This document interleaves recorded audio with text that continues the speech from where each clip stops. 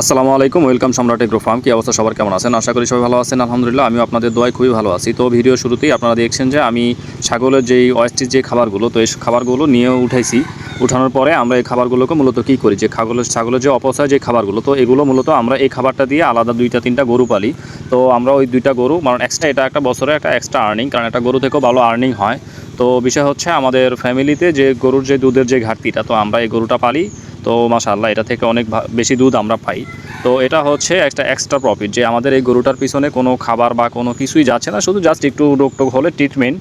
তো আমাদের ছাগলের যে পর্যাপ্ত পরিমাণে ঘাস, আমরা অনেক ঘাস ব্যবহার করি, তো ওইগুলো দিন শেষে 2-3টা গরুর খাবার এমনিতেই ছাগল নষ্ট করে, এটা আপনারা জানেন।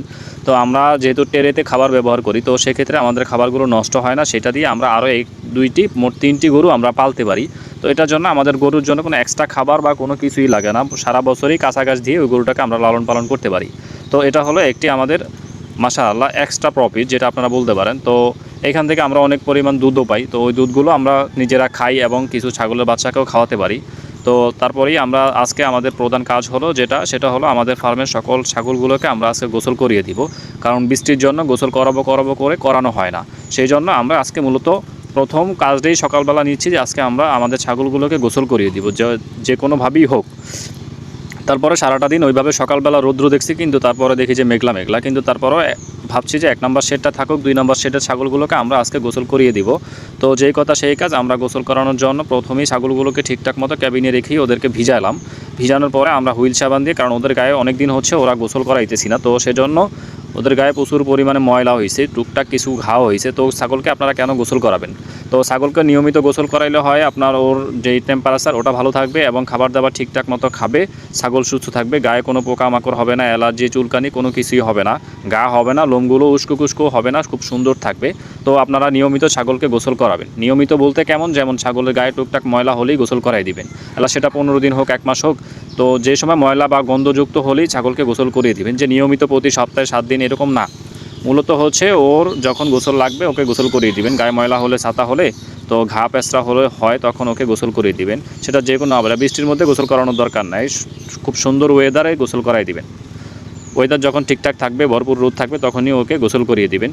তো এটি হলো মূল বিষয়। আরও একটি বিষয় হচ্ছে, যেটা হচ্ছে ছাগল গোসল করানোর সাথে সাথে আপনারা ছাগলের শেড এবং ছাগলের শেডের যে নিচু আছে, ওই নিচুরটা মাচার নিচু সব কিছু একেবারে ক্লিয়ারভাবে পরিষ্কার করে দিবেন। তো সেই ক্ষেত্রে আপনার জীবাণুটা একদম টোটালি চলে যাবে। তো শেড পরিষ্কার সময় অবশ্যই ব্লিচিং পাউডার ব্যবহার করবেন, এবং শেডের নিচেও ব্লিচিং পাউডার ছিটায় তারপরে ওইটা দিয়ে দিবেন। তো সবসময় যেহেতু অ্যামোনিয়া গ্যাস না হয়, ছাগলের সবচেয়ে বড় সমস্যা হচ্ছে যেটা হচ্ছে অ্যামোনিয়া গ্যাস। অ্যামোনিয়া গ্যাস আপনার ছাগল পালা কিন্তু খুবই সহজ, যেটা হচ্ছে অ্যামোনিয়া গ্যাস থেকে ওদেরকে বিরত রাখতে পারলে আর ঠান্ডা থেকে বিরত রাখতে পারলে ছাগল পালা খুবই সহজ বিষয়। তো এটা আসলে মূলত কঠিন কোনো বিষয় না। তো সবাই এই বিষয়টা খেয়াল রাখবেন, যে অ্যামোনিয়া গ্যাস আর ঠান্ডা, এই 2টা জিনিস সবসময় আপনারা খেয়াল রাখবেন। তো আমাদের মাশাআল্লাহ আজকে আমাদের কাজ পুরোই কমপ্লিট। তো আমরা আমাদের সকল ছাগলগুলোকে গোসল করিয়ে দিলাম। তো ভিডিওতে আসলে ওইভাবে দেখাতে পারিনি, কারণ কি আমাদের ছোট্ট কেবিনের ভিতরে আমরা ছাগলগুলোকে গোসল করে ওইভাবে ভিডিও ওইভাবে করা যায় না।